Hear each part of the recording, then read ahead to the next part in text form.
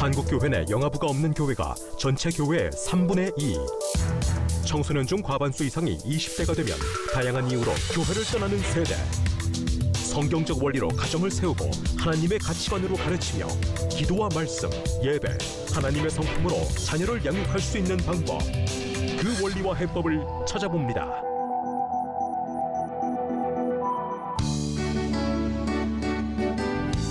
아시죠? 미국 법원이 최근 주일 성수와 관련된 판결을 내렸습니다. 일요일 근무를 거부한 직원을 해고한 호텔 측에 241억이라는 천문학적인 배상 판결입니다.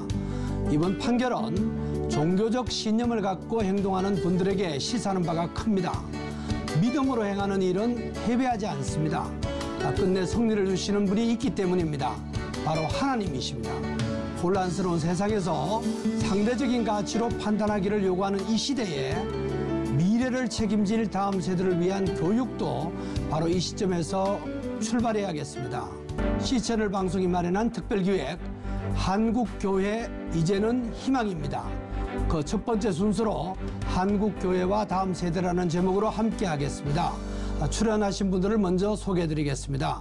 중앙대학교 김성욱 교수님 나오셨습니다. 반갑습니다. 네, 다음은 한국성품협회 좋은나무 성품학교 이영숙 박사님 나오셨습니다. 안녕하세요. 반갑습니다. 네, 다음에는 한국기도의 집 대표이신 박호정 목사님 나오셨습니다. 바쁘신데 고맙습니다. 세 분 나오셨는데 우리 다음 세대 우리가 토론하기 전에 우리 자녀들이 몇 명인지 우리 김성욱 교수님은 몇 분이세요? 몇 명이세요? 저는 애국자라서 예. 3명입니다. 3명. 예, 저도 딸 둘, 아들 하나입니다. 우리 박호정 목사님은? 저는 아들만 둘입니다. 2명. 또 이영숙 박사님? 저는 아들만 셋입니다. 아들만 셋. 네. 예, 뭐 2명 이상이니까 우리 작년에 보니까 합계 출산율이 1도 안 되고 0.95로 네. 낮아졌더라고요. 네. 우리는 그래도 네. A+, A- 이 정도는 되겠네요. 그리고 혹시 이번에는 박우정 목사님부터 좀 설명하시면 좋겠는데 자녀들 그동안 하나님의 은혜로 이렇게 키우셨는데 지금까지 교육, 신앙교육, 가정교육 10점 만점에 대략 몇 점 정도로 줄 수 있는지 또 근거는 뭔지 좀 가볍게 얘기해 주시죠. 네. 교육을 하는 아빠인 저를 기준으로 하면 점수를 많이 못 줄 것 같고요. 열매인 아이들을 보면 주님 은혜로 정말 잘 큰 것 같아요. 몇 점? 한 9점? 10점 만점에 9점. 네. 잘 되시네.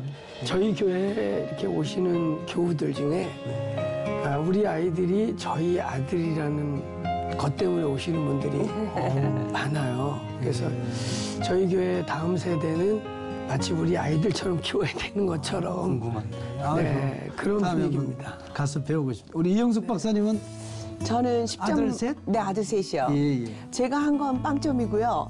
하나님이 채우셔서 100점이 됐던 것 같아요. 그래서 저는 이렇게 자녀 교육 잘할 줄 알았는데 막상 자녀 놓고 실전에 들어가니까 정말 형편없더라고요. 그래서 그 실패했던 아픔들을 하나님 은혜로 딛고 또 다음 세대를 살리는 성품 교육을 하게 하셨으니까 저는 주님의 은혜로 100점이라고. 10점 만점에 10점. 네. 하나님 김성욱 교수님은 채우셨으니까요. 어떠세요? 저는 제가 매기는 점수하고 애들이 매기는 점수하고 좀 다를 것 같아요. 애들은 저는 어떨까요? 애가 큰애가 38살이고요. 그리고 그 큰애하고 막내하고 18살 차이예요. 그러니까 좀 일찍 나서 키웠는데 늦둥이가 생겼어요. 그러니까 그 오랜 세월 동안 교육만 계속 해가지고 지금 막내는 이번에 대학 수능 봤습니다. 그래서 저는 나름대로 그동안 뭐 홈스쿨링도 했었고요. 그리고 대안학교 홈스쿨링. 예. 그 한국과 미국을 오가면서 유치원부터 대학까지 다 경험을 해봤습니다. 나름대로 열심히 한다고 했는데 가끔 가다가 마음에 안 들 때는 내가 잘못 키웠나 이런 생각도 들고요. 아무튼 뭐 수치로 하면 저는 저는 제가 평가할 때는 한 A 정도 줄 수 있을 것 같은데요. 저희 대학에서는 A라고 그러거든요. 그런데 애들이 볼 때는 모르겠습니다. 저는 애들 이제 딸 둘 아들 하나인데 애들이 딸 둘 키울 때 고등학교 때까지는 C나 D였는 것 같아요. 근데 걔들이 대학 들어가고 나서는 이제 제 모습을 여러 가지로 보면서 지금은 A+까지 올라갔어요. 하나님 은혜고 아들은 어릴 때부터 좀 늦게 나가지고 이제 친하게 지냈는데 아들이 내볼 때는 좀 어릴 때나 지금이나 뭐 좀 대체로 긍정적인데 참 조심스럽잖아요. 제가 아는 어느 목사님은 교회 학교 교사를 부모들이 자녀 친구들하고 같이 한대요. 그러면 이중적일 수 없잖아요. 다음 세대 정말 우리 자신부터 제대로 해야 되는데 예, 이제 본격적으로 좀 토론을 해야 될 텐데 우리 김성욱 교수님 그동안 미국에서도 공부하시고 기독교 가치관 학술 동역회 지금 또 이렇게 하시는데 또 월간지도 월드뷰 좀 자세하게 설명해 주시고 다음 세대를 위해서 어떤 의미가 있고 또 효과가 좀 있는지 좀 얘기해 주시죠.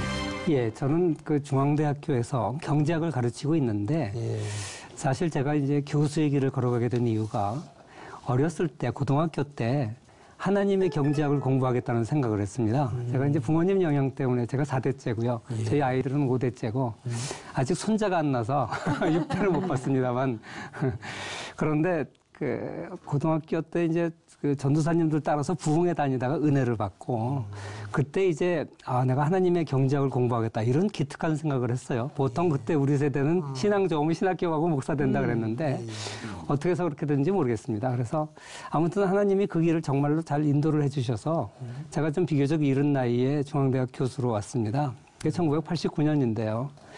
그래서 그때부터 이제 하나님께서 나를 이 길을 걷게 하셨으니까 내가 전공하는 이 경제학을 가지고 이 하나님의 경제학이 뭔지를 연구해야겠다. 그래서 기독교 학문연구회라는 것을 그때 10명의 크리스찬 교수들이 모여서 만들었습니다.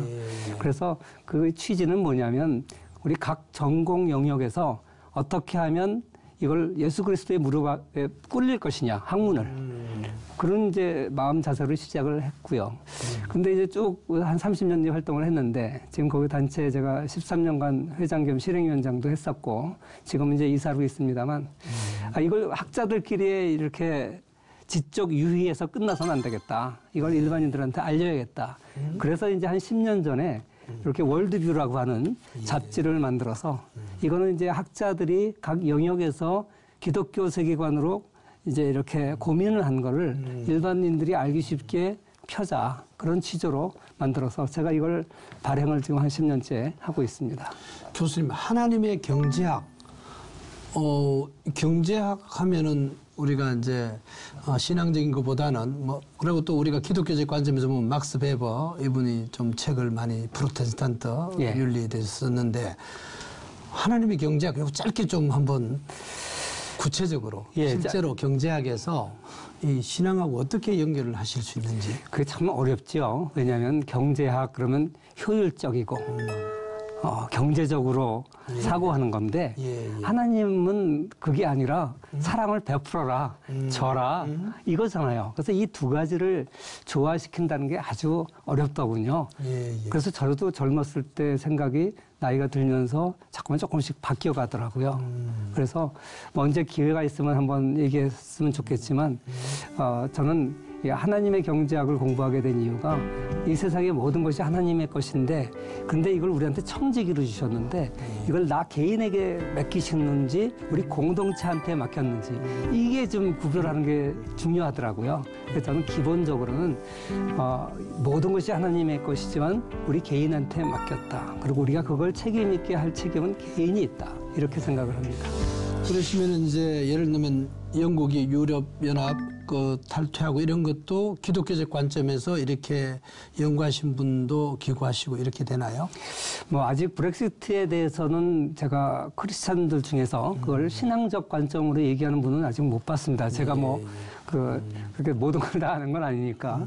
그런데 바로 그런 문제들. 우리가 흔히 기독교 경제학 그러면 사랑을 베풀러라, 네 걸 나눠줘라, 요 정도밖에 모르잖아요. 근데 이 정도가 아니라 정말 그런 소셜 이슈, 특히 경제 이슈를 기독교적 관점에서 분별하려고 애를 쓰는 모임, 이렇게 보시면 될 것 같습니다. 알겠습니다. 다음 세대 교육을 위해서 성경이나 하나님의 관점에서 접근하는 거의 의미를 좀 얘기해 주셨네요. 이번에는 이영숙 박사님. 네. 한국이 정신 차리려고 하면은 네. 교육이 중요하고 네. 교육의 핵심에 성품이 있잖아요. 맞습니다. 성품. 네. 지금 협회하고 또 종합 좋은 나무 성품 학교 이렇게 돼 있는데 네. 가장 핵심적인 거 좀 짧게 좀 네. 소개해 주시죠. 사실은 이제 저희는 두 가지 사역을 하고 있는데요. 한쪽 날개는 굿 캐릭터. 그래서 하나님의 성품을 세상의 문화가 이해할 수 있도록 하는 것이죠. 그래서 이쪽은 이제 4차 산업혁명 시대에 유엔이 발표한 가장 중요한 인간의 역량을 성품, 인간의 개인력이라고 발표한 것처럼 혼란스러운 기계와 인공지능과 함께 사는 세상에 인간의 위치를 찾을 수 있는 것은 자기 정체성이 분명한 자신의 성품이라고 이야기하고 이 성품이 개인의 역량이거든요. 근데 이제 또 한쪽 날개는 이제 갓 캐릭터. 그래서 하나님의 성품을 한국 교회와 기독교 교육으로 흘려내려고 하고 있는데요. 하나님의 성품은 구원받은 백성이 반드시 거쳐야 될 성화의 과정이거든요. 그래서 저희가 하고 있는 12가지 성품 교육은 크리스찬들이 그 하나님을 만나러 가는 그 마지막 순간까지 연마해야 될 우리들의 성화 과정 이렇게 생각해서 그것을 연령별로 아주 쉽게 아이들이 이해할 수 있는 12가지 성품으로 하나님의 성품을 가르치는 그런 일을 하고 있습니다. 효과가 뭐 저희가 15년을 해왔는데요. 많은 교회들이 이제 이쪽 라인, 굿 캐릭터 쪽으로 보면 지자체 그리고 이제 국가와 사회와 청소년들을 가르치는 국가 사업으로 저희 협회가 지금 많은 강사들을 보내고 프로그램을 만들어서 하고 있는데 최근에 국회에 저희가 발표한 거에 보면 그 395명의 청소년들을 대상으로 해서 성품 교육을 받고 난 후에 특히 12가지 성품 중에 기쁨의 성품을 저희가 9주 시간으로 교육을 하고 난 후에 한 학기 하고 나서 조사를 했어요. 설문지를. 그랬는데 굉장히 많은 그 자존감, 행복감 이런 그 수치들이 90% 이상이 바뀌었다라고 하는 게 나왔고요. 전체적으로 15년 동안 이쪽 라인에서 그러니까 굿 캐릭터 쪽에서 저희가 연구한 걸로는 교육을 가르치면 91%가 생활 태도가 바뀌고요. 61%가 학습 태도가 바뀌는 것으로 나와 있어요. 그리고 이쪽 갓 캐릭터 쪽으로는 교회가 부흥하고 있어요. 그러니까 주일학교가 부흥하면 그 아이들이 변화되면 그게 전도가 돼요. 그러니까 엄마 아빠들이 아이들이 그 교회 가서 성품 배우고 좋은 성품 배운다더라 이러고 이제 가니까 아이들의 생활이 바뀌고 아이들의 사고 말하는 태도들이 바뀌니까 안 믿던 엄마 아빠들이 교회에 출석하는 전도의 수단이 되기도 합니다. 교수님. 제가 10년 전에 네. 수원 영통에 있는 그 성품 유치원을 한번 간 적이 있어요. 아 그렇죠. 그때 만났습니다. 네. 예. 그런데 제가 그때 참 놀란 게 그때 한 달 동안 주제가 인내였어요. 맞습니다. 그러니까 그 12달을 인내, 성실, 뭐 예, 순종, 이런 식으로 감사. 이렇게 쭉 그 주제를 삼아서 모든 과목을 인내에다 맞춰서 그 달에 교육을 하더라고요. 근데 요만한 유치원 아이들이 인내해야 돼, 뭐 인내해야 돼, 참아야 돼. 그거 보고 제가 너무나 재밌기도 하고 귀엽기도 하고 네. 감동을 받았어요. 정말 그 고맙습니다. 효과가 있을 거라고 생각합니다. 교육은 재밌어야 되니까. 예. 재밌고 새롭고 유익한 게 많아요. 맞습니다. 예, 우리 박호정 목사님 네. 기도학교 네. 우리가 다 아는 것 같지만은 기도 잘 모르는 것도 많은데 네. 사역 소개 좀 해주시죠. 그런 질문해요. 제가 이제 기도학교나 기도 가르치러 가면 기도는 안 하는 거냐 못 하는 거냐 그러면 대부분이 뭐라고 생각하실 것 같아요. 안 하는 거냐 못 하는 거냐 그러면 다 이렇게 안 하는 것이다 그래요. 그럼 두 번째 질문으로 왜 안 하냐 그러면 가만히 있다가 놀라시는 분들이 있어요. 안 할 이유가 하나도 없거든요. 어떤 분들은 권사님들은 시간도 많으신데 사실은 못하는 겁니다. 여러 가지 이유에서 또 제가 볼 땐 마귀가 크리스천들이 기도하는 걸 원치 않아요. 그래서 대부분 분주함에 뺏기고 여러 가지 이유에서 못해요. 이제 그런 중에 이제 저는 이제 신앙 성장 배경 속에 기도에 큰 은혜들이 있었어요. 그리고 한국 교회를 보니까 한국 교회의 원동력과 저력이 기도였다고 봐요. 그러니까 뭐 지금은 수요 예배, 금요 예배 예배자가 붙었지만 옛날에는 다 새벽 기도회, 수요 기도회, 금요 기도회였거든요. 근데 그것들이 사라지면서 어느 날 제가 이 기도를 어른들은 제법 그래도 불을 가지고 가는데 청년 다음 세대에게 어떻게 가르칠까, 어떻게 다음 세대에게 이 기도의 유업을 물려줄까, 이런 고민을 하다가 이제 기도의 집이라는 것을 미국에서 인사이트를 받았어요. 근데 미국 거는 미국 정서가 좀 있고요. 또 이 아시아, 특별히 한국권이 갖고 있는 기도의 그 불이 있고 또 이렇게 막 돌파하는 이 브레이크드루하는 한국만의 기도의 영성이 있는데 이걸 좀 잘 접목하면 좋겠다. 그래서 저희 기도의 집에서는 기도라라고 하는 믿음의 유업을 이 다음 세대들 어떤 부분에서 굉장히 문화화돼 있고 다음 세대 그러면 그냥 한마디로 뮤직 제너레이션, 미디어 제너레이션. 미디어와 뮤직이 뭐 자면서도 듣고, 그렇죠. 밥 먹으면서도 듣고, 공부를 하면서도 듣고.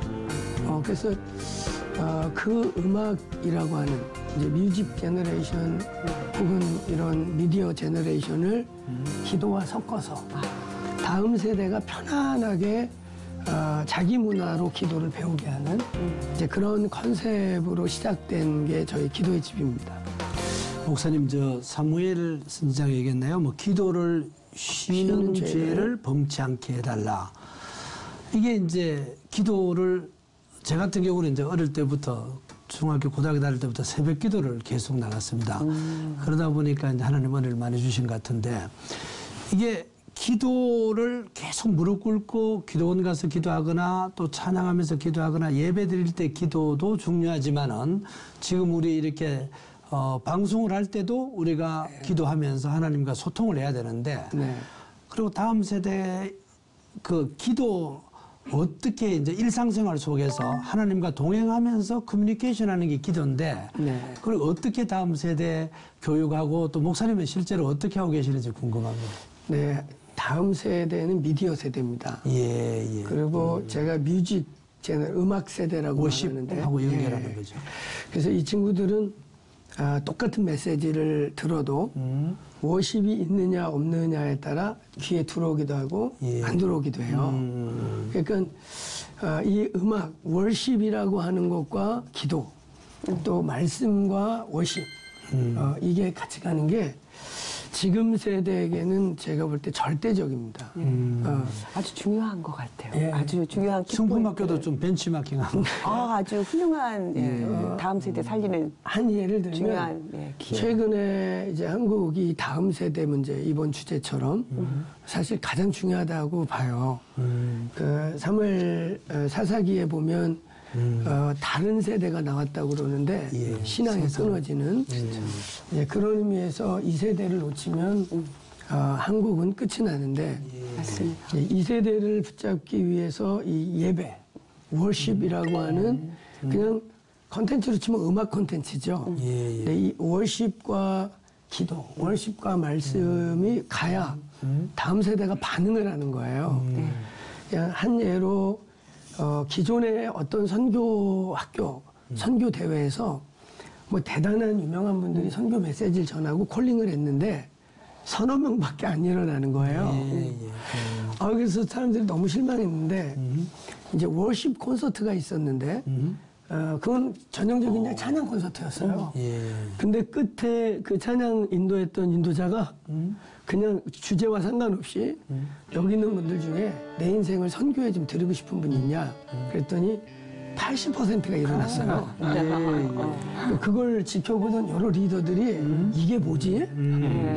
선교 메시지라는 것도 아니고 그러니까 메시지 듣고 감동받는 게 아니라 음악과 찬양이라고 하는 이 월십이라고 하는 매개를 통해 청년들의 청소년들의 귀에 들어오는 거예요. 그러니까 저희 기도의 집도 그냥 기도의 집 그러니까 이렇게 전통 기도원 막 생각하시는 분들이 있어요. 근데 들어가 보면 그냥 월십 라이브 카페라고 보시면 돼요.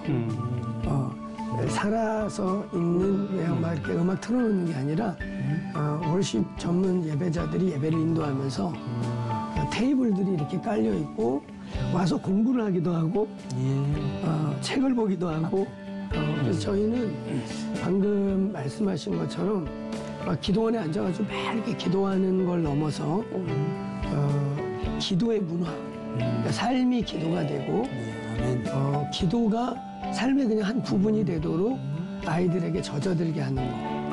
그래서 저희 그 기도의 집에 오가는 부모님들의 가정의 문화는 이제 이런 거죠. 아빠 오늘 퇴근하고 기도실 앉아있다 갈게. 너 어디 있냐? 그러면 저 기도실 잠깐 들렸다 가요. 이제 이런 문화가 열려 있습니다. 기도실이 카페. 예, 일종의 카페는 아닌데 채플이긴 한데 문화가 그런 문화인 거예요. 근데 굉장히 신선하고 좋은 것 같아요. 왜냐면 저희 아들들 보면 공부 시험을 봐도 카페 가서 공부하거든요. 네, 맞습니다. 근데 이렇게 그래서 저희가 굉장히 좀 커피 괜히 안 먹는 커피 시켜놓고 그냥 하루 종일 죽치고 앉아 있는 게 요즘 모든 청소년 대학생들의 문화인데 그걸 이제 교회들이 이렇게 하면 교회 와서 카페처럼 공부하고 예배드리고 기도하고 너무 좋은 컨셉인 것 같습니다. 예, 이제 최근에 문화체육관광부가 종교 인구 현황에 대해서 종교 현황 보고서를 이제 발행한 적이 있습니다. 예. 최근에 우리나라 총 인구가 4,905만 명인데 개신교가 967만 5,761명이고요. 그런데 이제 다음 세대 통계도 나와 있습니다. 다른 불교나 천주교에 비해서는 다음 세대가 그래도 우리가 좀 개신교가 많은 편입니다. 10살에서 14살까지가 58만 명이고 35에서 39까지가 72만 이 정도 돼 있는데 다른 종교에 비해서는 비율은 높지만은 그래도 이제 우리가 다음 세대를 많이 걱정해야 될 상황입니다. 우리 김성 교수님 다음 세대를 위해서 월드뷰의 초점은 지금 어딘가요? 중년층인가요? 또 다음 세대도 좀 포함이 되나요? 앞으로의 계획도 좀 얘기해 주시죠. 예, 아무래도 저희 잡지는 이제 대학생들. 요새 젊은 사람들은 이제 찬양하고 감정을 좋아하는데 저희는 좀 지적이고 생각하게 만드는 역할을 또 하기 때문에 그렇게 되다 보니까 젊은이들한테 별로 인기가 없습니다. 그게 이제 한 가지 참 문제인데요. 그래도 사람들마다 특징이 좀 다른 것 같아요. 뭐 공통적인 것도 있지만 조금 더 이 감정에 끌리는 사람이 있고 또 지적인 것에 끌리는 사람이 있는 것 같습니다. 예. 그래서 저희는 젊은이들한테 그 지적인 도전을 많이 합니다. 사실 저희가 젊었을 때만 해도 모더니즘적 경향이 좀 많이 있어서 이 지식이 있는 것을 상당히 부러워하고 뭐 그걸 존경을 했었는데 요즘 젊은이들은 좀 다르잖아요. 그래서 다시 또 반전이 좀 일어나는 것 같아요. 감정이라는 게 좀 허무하고 그때가 지나면 굉장히 좀 허무하거든요. 그렇기 때문에 요즘은 유튜브 방송이나 이런 걸 봐도 정말 알맹이가 있고 컨텐츠가 있고 정말 오래 여운이 남는 이런 지식이 있는 것 이게 훨씬 더 또 영향력이 있더라고요. 그래서 저희는 그런 방향으로 젊은이들을 깨우려고 하고 있습니다. 사실 저도 대학에 있다 보니까 젊은 사람들 이제 대학생들 인터뷰 면담을 하게 되는데 그 얘기를 들어보면 자기 부모는 다녔는데 자기는 안 다닌다. 굉장히 많아요. 제가 포항 설림병원에 가서 이제 원목님하고 이렇게 얘기를 하다가 그 포항 지역에 있는 어느 고등학교에서 그 선생님 한 분이 전수조사를 했다 그래요. 교회 다니는 아이들. 그래서 3%가 교회를 다니더랍니다. 그게 이제 좀 현실이거든요. 그래서 정말 그 아까 통계를 말씀하셨습니다만 이 젊은이들 다음 세대에 대한 우리의 관심을 갖는 건 정말 중요한 것 같습니다.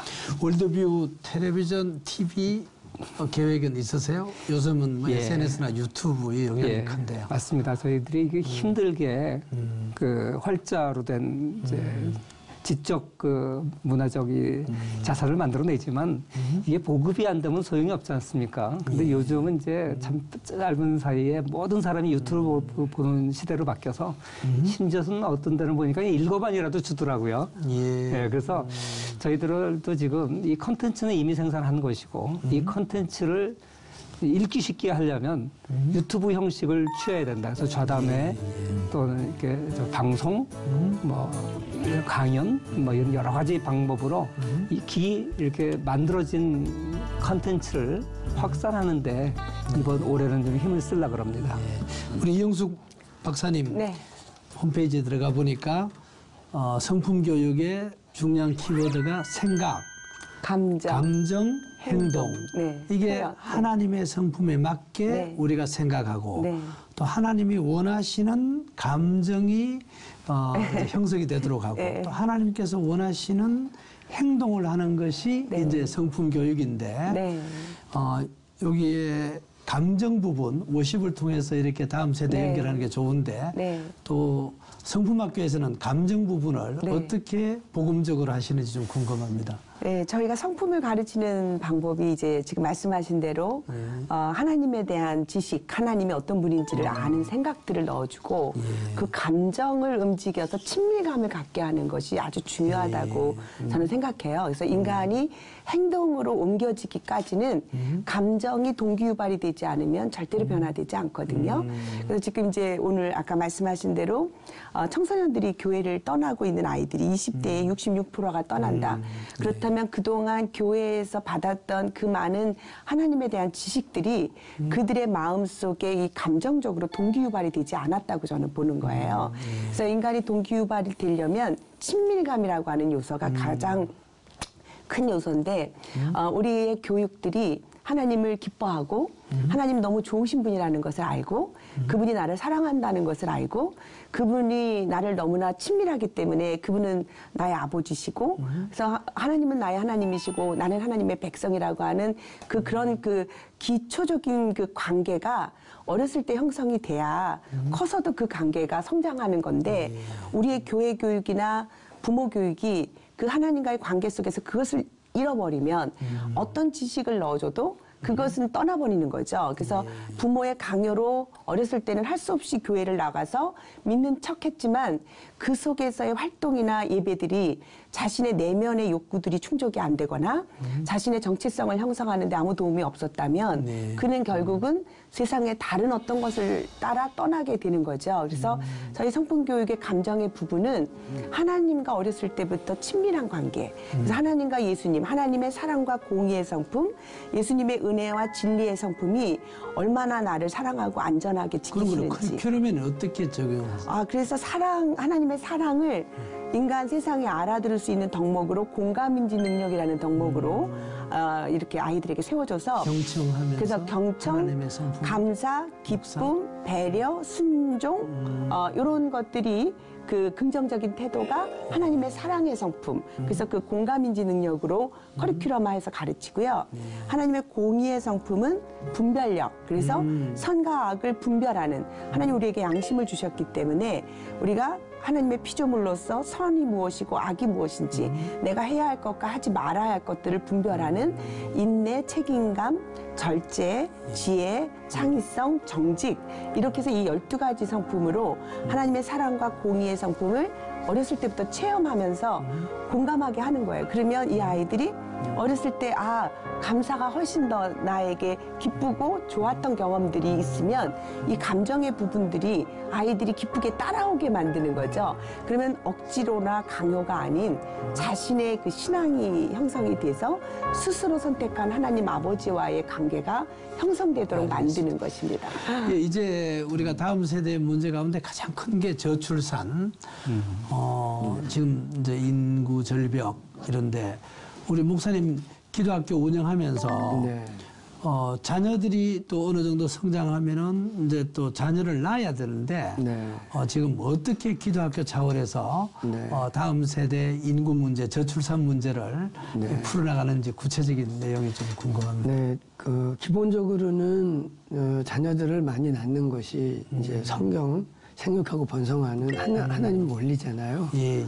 그래서 저희들은 이제 기도하는 곳이니까 이제 그런 하나님의 원리가 이 바벨론적 가치 때문에 자기들의 편의 또 자기들의 누리고 살고 즐거움 때문에 기독교적 가치를 버리는 거 이제 이런 부분을 좀 기도하는 것과 저희들은 주로 이제 기도의 집에 청년 사역자들이 많이 오는데 저희가 이제 기도의 집 하면서 목회하면서 3자녀 이상 낳기 운동을 하고 있습니다.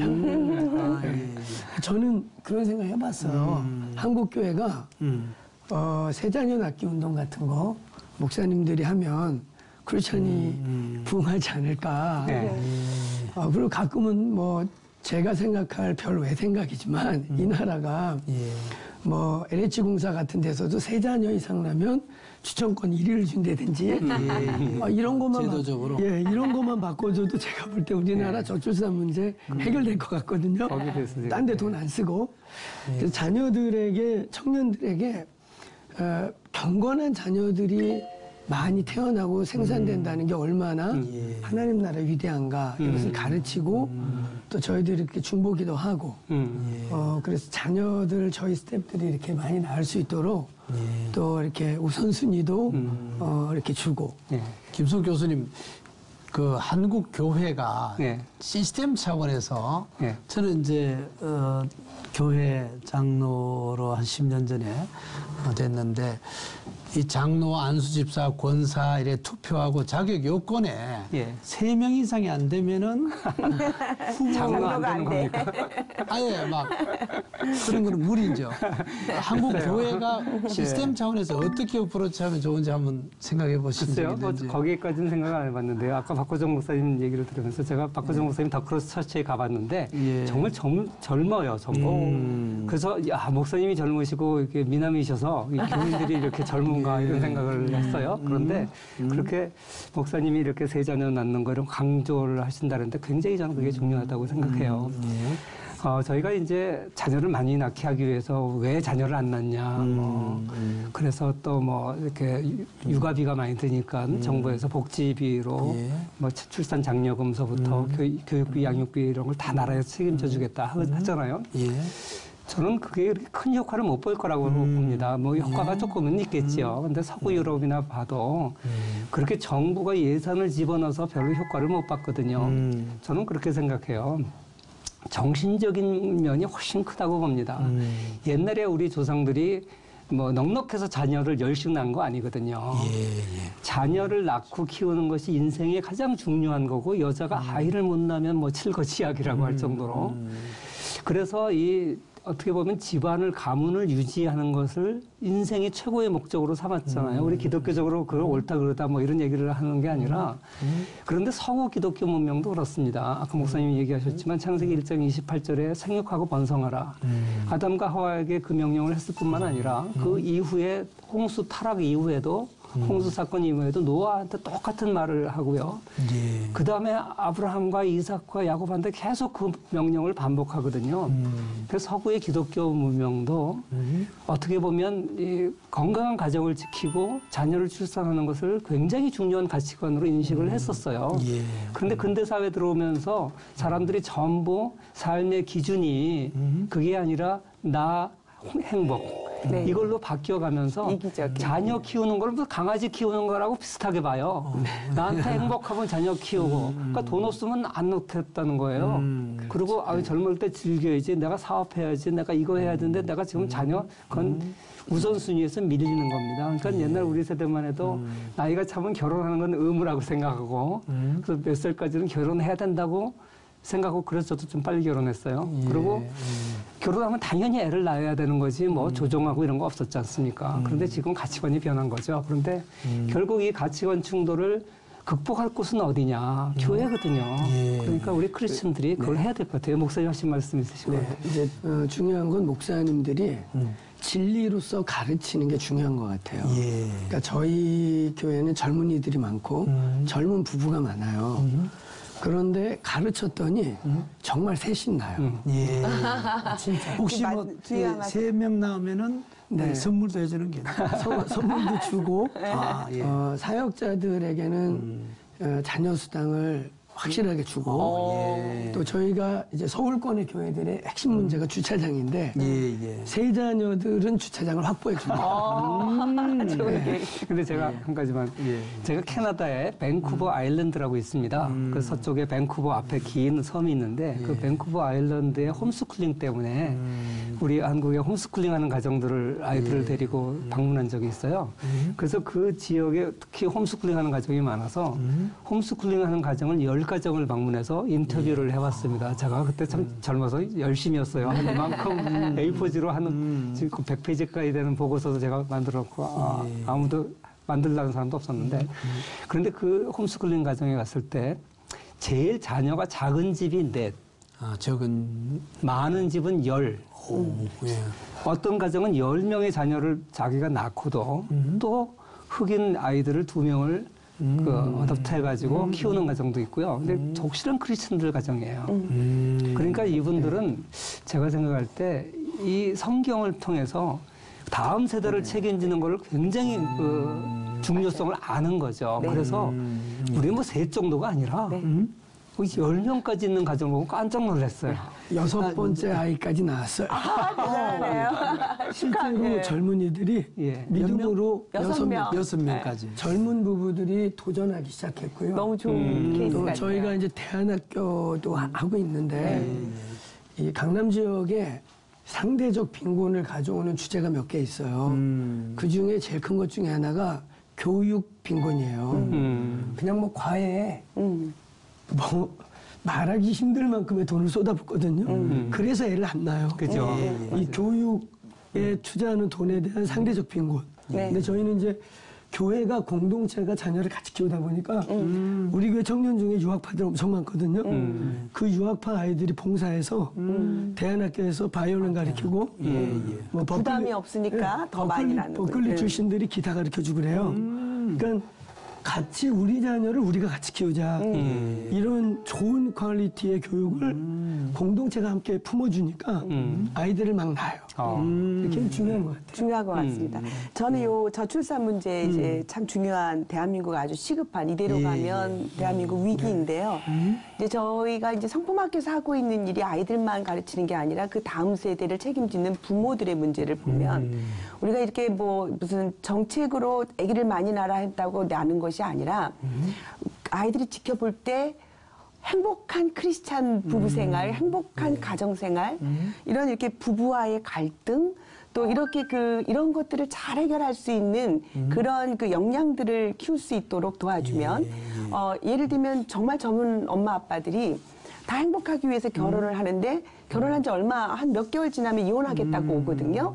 들여다 보면 그런 그 갈등을 어떻게 대화하고 어떻게 이 문제를 해결하는지를 못 배우고 몰라요. 그러다 보니까 이혼하거나 또 아이들, 그러니까 인간관계에 대한 그 갈등을 푸는 기술들이 없으니까 자녀 관계도 이게 어른들도 어려운데 내가 내 자녀를 어떻게 키울까라고 하는 두려움이 큰데요. 그래서 이런 부부 성품학교라든지 성품 대화학교, 성품 훈계학교 이런 프로그램들을 이렇게 운영을 하면서 젊은 부부들을 가르쳐 주면 가정에 대한 이 모본과 성경적인 크리스찬에 대한 그런 그 역할에 대한 것들을 잘 이렇게 배우기 시작하면 이제 소망이 생기기 시작하고 하나님 나라에 대한 그 열망이 회복이 되면 뭐 정책으로 세우지 않아도 자신들의 행복을 위해서 열심히 자녀를, 왜냐하면 자녀만큼 행복을 줄 수 있는 대상이 사실은 주님의 축복이 없잖아요. 그것을 체험하게 하는 그런 교육들이 교회적으로 일어나는 것이 필요하다 이렇게 생각을 해봅니다. 미디어 부분 조금만 더 좀 얘기해 주시오. 미디어를 어떻게 활용하면은 성품이나 이런 게 더 좋아질 수 있는지. 지금 사실은 다음 세대를 위해서. 네, 모든 영역의 그 미디어를 빼고 아무것도 할 수 없는 게 이 시대의 문화죠. 그래서 그런데 그렇기 때문에 이 미디어 속에 어마어마한 적그리스도적인 사고들이 파고들어서 미디어로 살고 있는 우리 다음 세대를 죽이고 있거든요. 그러니까 우리가 정말 기도하면서 이 C채널 같이 이런 그 기독교적 세계관의 연령에 맞는 그리고 그들이 공감할 수 있는 미디어 속에 하나님의 세계가 이 기독교적 세계관이 녹아있는 아름다운 너무 교훈적이지 않으면서도 그들이 교훈이라고 느껴지지 않는데 좋은 가치관이 될 수 있는 그런 세련되고 좋은 멀티미디어들이 많은 크리스찬들 속에서 일어나야 된다고 생각합니다. 기도학교 네. 그 청소년들이나 대학생들이 하는 워십 이렇게 하면서 하는 것도 촬영을 하셔서 우리가 또 같이 그런 걸 좋을 것 통해서 같아요. 네. 하나님께서 또 미디어를 활용할 수 있고 이럴 것 같습니다. 우리 김성 교수님 그래도 월드뷰를 통해서 좀 더 내년에는 좀 어떤 분들로 좀 이렇게 올해도 그렇고 월드뷰 TV가 굉장히 중요할 수 있잖아요. 예. 근데 콘텐츠가 핵심인데 예. 재밌고 새롭고 유익해야 되는데 예. 좀 기도하면서 그림 그리는 걸 한 번 더 좀 정리해 주시면. 아무래도 그 뭐 요새 미디어의 중요성이 너무나 크기 때문에 그 유튜브나 이런 걸 많이 만들어야 되는 건 사실인데 또 이 너무 그런 게 많다 보니까 선별하는 게 굉장히 중요한 것 같아요. 그래서 이제 질 높은 그 콘텐츠가 있는 유튜브를 만드는 것이 중요하다. 이렇게 생각을 하고요. 그래서 이제 올해 한 해 동안 우리 각 사회 영역에서 부딪히는 세계관 충돌들이 있지 않습니까? 그 요새 이제 기독교 학교에 대해서 인권위원회 같은 데서 간섭도 많이 하고 그래서 이 세계관 충돌이 이제 우리 한국 사회에도 곳곳에 일어나고 있는데 이것을 극복하기 위해서 어떤 충돌들이 있을까? 그걸 각 영역별로 보려고 합니다. 그래서 이제 다음번에는 이제 교육 영역을 보고 그다음에 국가 영역, 교회 영역, 가정 영역 이렇게 해서 각 영역에서 우리가 부딪히는 이제 세계관 충돌을 우리 크리스천이 어떻게 극복해야 되느냐 이런 것을 좀 한번 다뤄보고 통해서. 하려고 합니다. 네, 저는 그 요즘 시대에 그 우리 다음 세대가 지금 아주 그 전에 없었던 공격들을 받고 있거든요. 뭐 학생 인권 조례라든지 뭐 양성 평등이라든지 동성애라든지 인권이라는 이름으로 우리 그 기독교적인 세계관을 사실은 뭐 아주 이렇게 이렇게 쫓겨가고 문화 속에 그 아주 적그리스도적인 세계관이 팽배하게 있죠.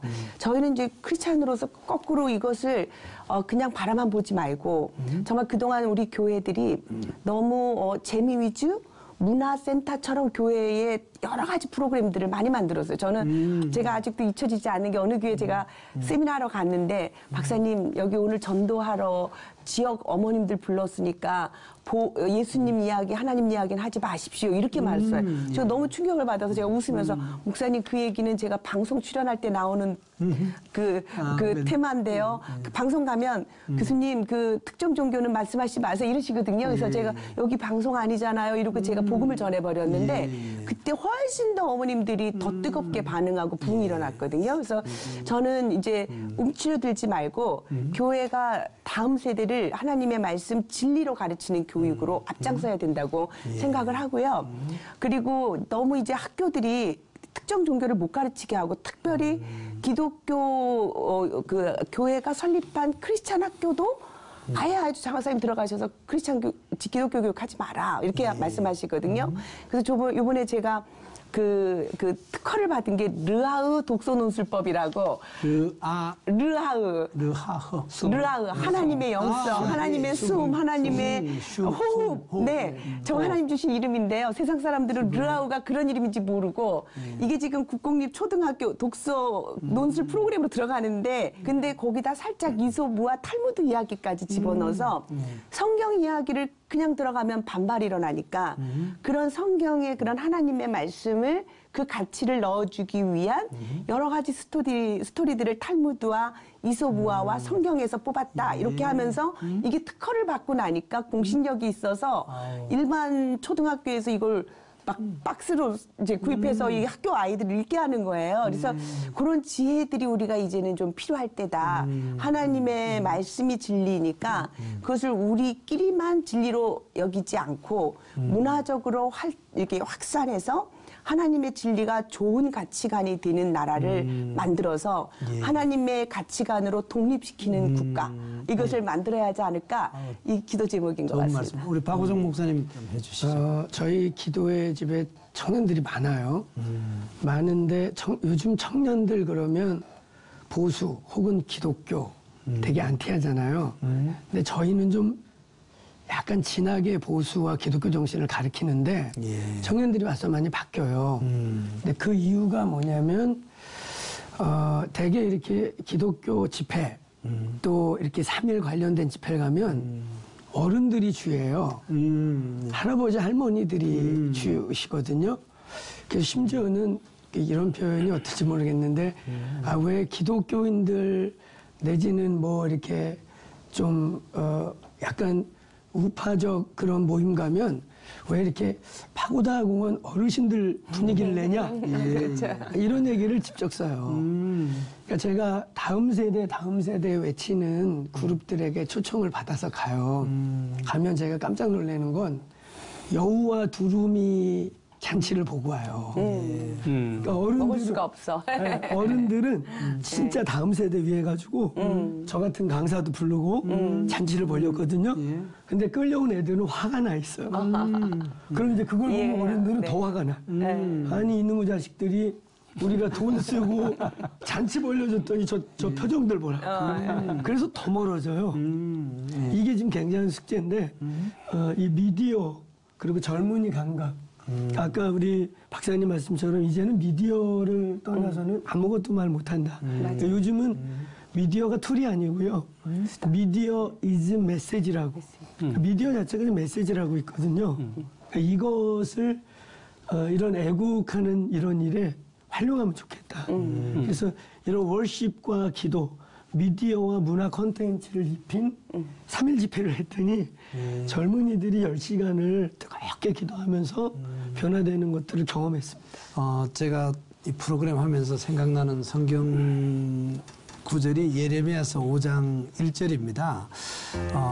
이제 하나님께서 예레미야한테 예루살렘 거리로 빨리 다니면서 그 넓은 거리에서 찾아보고 너희가 만일 정의를 행하며 진리를 구하는 자를 한 사람이라도 찾으면 내가 이 예루살렘 성읍을 용서하리라. 한 명을 이제 하나님께서 얘기하시고 이랬는데 저는 어릴 때 중학교 다닐 때 이럴 때 제가 언젠가 어른이 되면은 3.1 운동 했을 때 그 최후의 1인이 하나님 앞에서 한번 신실하고 탁월한 사람이 한번 돼보자. 그때부터 이제 기도를 했습니다. 우리가 많은 다음 세대를 길러야 되는 것도 굉장히 중요하지만은 한 영혼, 지금 독일의 메르켈 총리 아버님이 그 목사님이고 신앙적인 교육을 잘해서 메르켈 총리 한 명이 복음 입장에서 서서 지금 많은 하나님 나라에 유익한 그런 걸 하시는데 지금 우리 김성 교수님 이제 마무리할 시간인데 기독교 세계관 동역 학술회 하면서 한 영혼 한 사람이 예수님 만나고 정신 차리는 게 중요하잖아요. 그걸 위해서 좀 집중적으로 어떤 데 초점을 맞추는지 기도 제목 겸 또 희망사항을 좀 얘기해 주시죠. 저는 지금 말씀하신 것처럼 한 사람의 리더가 정말 중요하다고 생각합니다. 예를 들어서 올해가 이제 3.1절 100주년 아닙니까? 그런데 이 3.1절 정신으로 세워진 이 민주공화국은 그 이전에 조선 왕조하고는 완전히 다른 나라입니다. 조선 왕조는 그 왕이 주인인 나라지만 그러니까 3.1운동 이후에 생겨난 이 대한민국이라는 나라는 바로 온 국민이 그 주인인 공화국입니다. 그런데 이거를 처음 주장한 게 이제 3.1 6.27 3.1운동에서 있었는데 그때 이승만이라고 하는 한 뛰어난 지도자가 미국에서 윌슨 대통령의 민족 자결주의의 정치 철학을 공부하고 그리고 이 3.1운동의 그 독립 정신을 좀 기술한 거거든요. 그래서 저는 이 전 세계가 그때 이 공산혁명이 일어나고 사회주의가 이제 확산되고 있는 이러한 시대에 이승만이라고 하는 뛰어난 한 명의 헌신된 크리스찬, 하나님이 그를 택하서 한성 감옥에서 그를 크리스찬으로 만드시고 성령 체험하셨다면서요? 예, 감옥에서. 그 청년 이승만이 이제 감옥에서 그 토한 병에 걸려서 토한 사람의 그 오물을 뒤집어 쓸 정도로 온 감옥이 다 걸렸는데 그 중에 몇 사람만 살아남았대요. 그 중에 한 사람이 이승만이고 그 살아남은 사람 다 크리스찬이 됐다 그럽니다. 근데 그때 이제 크리스찬이 됐는데 아무튼 그 한 사람을 세워서 이 민족의 지도자로 삼으시고 대한민국에 태어났다고 저는 생각을 합니다. 그래서 오늘날 우리가 이런저런 얘기를 많이 하지만 양도 중요하지만 그 정말 기독교 정신으로 훈련받고 사명감을 갖고 있는 한 명의 젊은이를 키워내는 것 그게 너무나 소중하다고 생각합니다. 그리고 사실 이 대한민국은 기독교인들이 세운 나라입니다. 고려시대는 불교인들이 중요한 역할을 했고 조선시대는 유교인들이 중요한 역할을 했다 그러면 또 개항계에는 천주교 캐톨릭이 중요한 역할을 했지만 이 대한민국의 건국은 정말 기독교인들이 핵심적인 역할을 했고 그런 그 공화국을 만드는 데는 기독교인들이 역할을 했는데 사실 이번 3.1절 100주년을 맞이해서 각 교회들이 이걸 좀 널리 기념을 하고 그때 당시는 크리스찬이 1%가 안 됐습니다. 그런데 이렇게 한국 사회를 변화시켰고 리더를 많이 했고 그리고 사회의 존경을 받았는데 그런 시대로 돌아가기 위한 운동을 우리가 100주년을 맞이해서 올해 좀 대대적으로 했으면 좋겠습니다. 아멘. 알겠습니다. 이제 마무리해야 할 시간입니다. 지금 이 순간에 기도하시면서 꼭 이 메시지는 방송해야 되겠다. 한 1분 정도 이영숙 박사님 얘기하시고 저는 지금 아주 두려운 게 그 하나님의 가치관이 온 땅에 펴지기를 간절히 소망하고 기도하고 싶습니다. 다음 세대에 우리가 해줄 수 어른으로서 줄 수 있는 가장 귀한 유산은 하나님의 성품이 바로 그대로 그들이 살 미래의 가치관이 되게 하는 것이라고 생각합니다. 우리 박호정 선생님. 네, 저는 이제 젊은 친구들, 제가 미디어 얘기를 간간히 했지만 사실 미디어라는 건 매개체고 저는 청년들 또 10대들에게 기도와 예배, 말씀과 기도라는 본질을 체험하게 주는 것이 평생을 주님을 떠나지 않게 하는 게 아닌가. 인생의 위기가 왔을 때 무릎 꿇을 수 있고 인생의 위기 속에 주님을 찾을 수 있는 사람이라면 저는 아까 교수님이 말한 그 한 사람이 그런 사람 아닌가 싶어요. 아멘. 그런 좀 본질, 영성과 그 만남을 꼭 주고 싶습니다. 저는 교수님 이제 매주 한 찬송가를 택해가지고요. 먼저 50대, 60대, 70대를 대표할 수 있는데 이번 주는 303장입니다. 날 위하여 십자가의 중한 고통 받으사 대신 죽은 주 예수의 사랑스러운 은혜요. 이걸 1, 2, 3절을 걸을 때마다 찬양하고 계속 그래서 한 주일에 한 찬송가를 1, 2, 3절을 지금 다 은혜 받으려고 합니다. 그래서 60대 뭐 이렇게 나이 많은 분들은 이제 2주일에 찬송을 하나 정해가지고 한국교회가 전체 묵상하면 젊은 분들은 또 워십도 좋고요. 어쨌든 지금 마무리해야 되는데 한 1분 정도 말씀해 주시죠. 최근 통계를 보니까 한국교회 절반 이상이 유치부가 없다 그래요. 영어부는 없는 데가 3분의 2라 그럽니다. 그런데 요새 미국 기독교 교육에서 강조하고 있는 개념이 414 개념, 윈도우라는 개념이 있는데 이게 무슨 얘기냐면 아이들의 장래가 4살부터 14살에 결정된다 이런 얘기입니다. 그래서 지금 유치원 얘기도 나왔습니다만 정말 이 어린 아이들을 교육시키는 게 얼마나 소중한지. 그런데 지금 우리나라에서 이제 유치원 교육에 대해서 지금 이제 국가가 통제하려고 그러거든요. 저는 이제 개인 이제 민간 유치원이 부족한 이런 곳에는 이제 뭐 공립 유치원도 중요합니다. 좋습니다만 이 다양성을 좀 인정하고 그래서 이 어린아이들 교육에 우리가 좀 더 힘을 쏟을 수 있는 그런 이제 분위기를 좀 만들었으면 좋겠다 이런 생각을 아멘. 합니다. 사실은 유치원 교육 관계는 새로 한번 그 테마만 가지고도 네, 60분 맞습니다. 토론할 예. 주제가 있고 우리 한국 교회가 어떻게 지금 기여했고 또 이번 좀 많은 문제점이 있는 뭐 정책 얘기가 많은데 이거는 다음으로 미루도록 하겠습니다. C채널 방송이 마련한 특별기획 한국교회 이제는 희망입니다. 그 첫 번째 순서로 진행한 한국교회와 다음 세대 프로그램을 마무리할 시간입니다. 문화와 가치관의 전쟁이라는 이 시대에 예수님의 승리를 우리 자신의 승리로 담대히 선포하는 새벽이슬 같은 청년들이 더욱 많아지길 기도합니다. 오늘 함께해 주신 김성욱 교수님, 박호정 목사님, 이영숙 박사님 정말 감사드립니다. 고맙습니다. 감사합니다. 감사합니다.